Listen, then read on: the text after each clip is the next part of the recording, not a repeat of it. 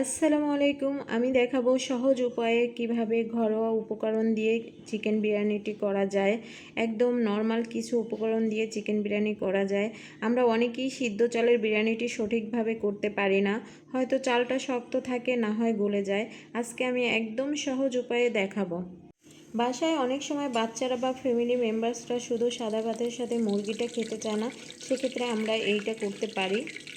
আমরা এখানে পরিমাণ মতো তেল নিয়ে তার মধ্যে একটু ঘি দিয়ে তার মধ্যে আমরা পেঁয়াজটা ঢেলে দিব।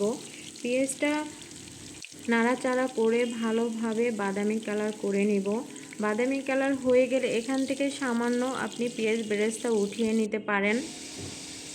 এরপর এর মধ্যে ঢেলে দিব মাংসের টুকরা।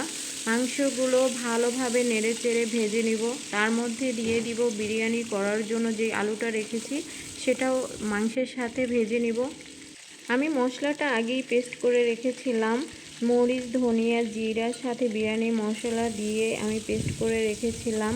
তার মধ্যে এলাচ, লবঙ্গ, তেজপাতা এগুলো সব দিয়ে দিয়েছি। এরপর ভালোভাবে মশলা দিয়ে মাংসটি ভালোভাবে নাড়াচাড়া করে কষিয়ে নিতে হবে।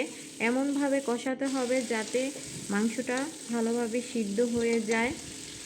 এরপর এর মধ্যে আমি দিয়ে দিব সিদ্ধ চালটা। আমি 15 মিনিট আগেই ধুয়ে রেখেছিলাম। তার মধ্যে দিয়ে দিব কাঁচা মরিচ। কাঁচা মরিচটা ব্যবহার করলে স্বাদ বাড়ে।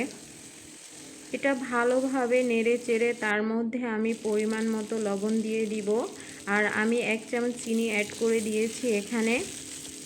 সবগুলো উপকরণ ভালোভাবে দিয়ে নেড়ে চেড়ে তার মধ্যে আমি যে গরম পানিটা ফুটিয়ে রেখেছিলাম সেটা পরিমাণ মতো দিব।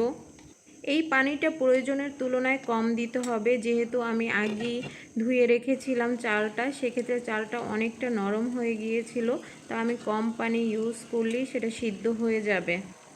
পানি টেনে মাখানো মাখানো অবস্থায় যখন বড় বড় ফোঁটা দিবে, তখন চুলার আঁচটা অফ করে দিয়ে আমি ঢেকে দিব। 15 মিনিট পর ঢাকনা উঠাতে হবে। ঢাকনা উঠিয়ে আমি সেখানে একটু কেওড়া জল দিয়ে দিলাম, আর সাথে বেরেস্তা দিয়ে দিলাম। বেরেস্তা দিয়ে তারপর আবার ঢেকে রাখলাম। ফাইনালি সিদ্ধ চালের পারফেক্ট চিকেন বিরিয়ানিটা হলো।